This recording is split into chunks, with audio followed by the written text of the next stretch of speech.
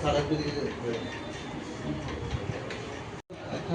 Oral recorded complain গতকাল আমরা পেয়েছি OC West Agartala women PS থেকে।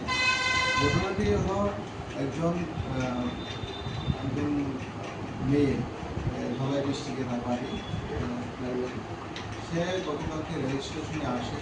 রেল স্টেশনে আসার পর তাকে আদিত্য দাস নামে একটি ছেলে তাকে মোবাইল দেওয়ার প্রলোভন দেখিয়ে গতকাল তাকে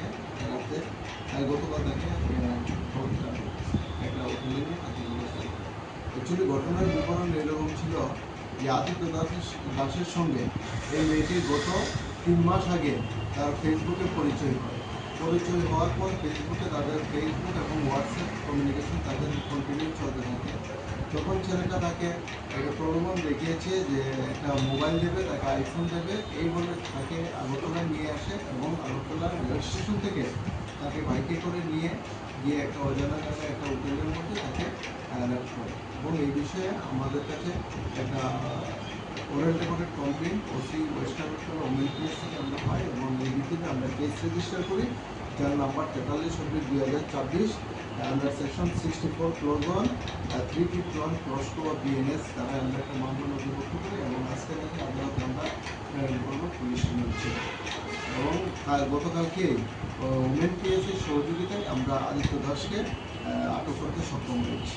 স্যার, আদিত্য দাসের অরিজিনাল বাড়ি কোথায় বা এখানে কী কারণ? আদিত্য দাস সে হলো ফুলবাজার মোবাইল দোকানের মালিক।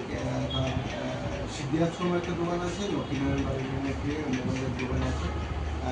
আসল বাড়ি হলো তার কোমলপুর পিএস আন্ডারে চুলুবাড়ি তার আসল বাড়ি। আর এখানে গাঙ্গাল রোডে মাস্টারপাড়াতে সে থাকে সে বিবাহিত। স্যার, এই ঘটনাটা কোন জায়গায় হয়েছে? ঘটনাটা রেল স্টেশনের আশেপাশে একটি হোটেলের মধ্যে হয়েছে। এখন আমাদের ইনভেস্টিগেশন চলছে, স্পেসিফিক লোকেশন আমরা নিয়ে যখন স্পট ভিজিট করবো তখন ইনফরমেশন দেবো।